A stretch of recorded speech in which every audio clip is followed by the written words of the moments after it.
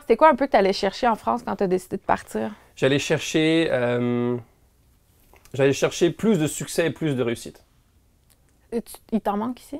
En fait, c'est pas qu'il m'en manque ici. Je m'explique. Ouais. J'ai réalisé entre-temps, j'ai fait de la thérapie. J'ai toujours fait de la thérapie depuis 10 ans. Mais j'en ai fait dernièrement, j'ai rencontré un neurothérapeute qui est génial, qui s'appelle Simon Saint-Jean, qui est fabuleux. Et je suis allé comprendre beaucoup de choses avec mon papa. Et j'ai compris, Hello, que quand j'étais petit, mon papa travaillait beaucoup. Il n'était jamais là. Il voulait réussir. Et je voulais comprendre pourquoi. Et grâce à cette technique-là, tu peux avoir des réponses. Même si tu ne parles pas aux gens, tu peux avoir des réponses, que toutes les réponses finalement sont en toi. Tu vois, as ressenti en tant qu'enfant les choses de tes parents. Pas consciemment, mais inconsciemment, tu as tout ressenti ça. Ouais. Donc il y a plein de choses qui sont montées, que d'ailleurs j'ai vérifié après avec ma mère, qui m'a confirmé ce que j'avais appris dans ce truc-là. Wow. Et donc ce que j'ai compris, c'est qu'il était beaucoup axé sur la réussite, mon père, pour plaire à son propre père. Moi, quand je grandis, j'arrive, il a un fils, et moi je vois mon père qui est tout le temps en train de travailler. Mais je me dis, bah, pour que mon père me regarde, pour que mon père m'aime, pour que mon père soit fier de moi, bah, je vais faire comme lui, je vais réussir. Ouais. Et donc j'ai 7 ans, ou 6 ans, ou 5 ans, et dans ma tête, je me programme bah, je vais réussir dans la vie pour que mon père m'aime.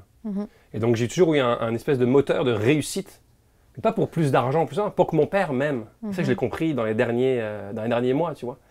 Et donc la France, c'est ça ce projet-là. C'est vouloir plus de réussite pour finalement plus d'amour de mon père. Ouais. Mais ce qui est étrange, c'est qu'il est mort quand j'avais 8 ça. ans. C'est ça, j'allais dire. Quand t'avais 8 ans. J'avais 8 ans. Et donc, toute ma vie, j'ai voulu passer du temps à vouloir réussir pour un homme qui était même plus là. T'imagines-tu à quel point c'est C'est spécial? programmé fort. C'est là. programmé très fort. Ouais. Une fois que c'est programmé, tu dis pas, ah bah non, il est mort maintenant, donc je n'ai Non. plus ça. C'est pas le là. rationnel qui embarque. Là. Et donc j'ai compris tout ça. Et le jour où j'ai compris tout ça, où j'ai pleuré ce que j'avais à pleurer, et ben, je me suis dit, bah, j'ai plus besoin de toujours plus. Et donc la France a quitté. Le projet France, du jour au lendemain, a dit, bah non, ça fait plus de sens. Il s'est dissolu dans. Finalement, il tenait vraiment à une blessure. Il tenait une blessure. Ouais. Et je me suis dit, mais non, en fait, je suis trop bien au Québec. Pourquoi je veux aller voir plus et plus de choses? Surtout que la France, c'est compliqué à vivre, dans le sens, Paris, c'est très anxiogène, il y a beaucoup de monde, il y a beaucoup de bruit.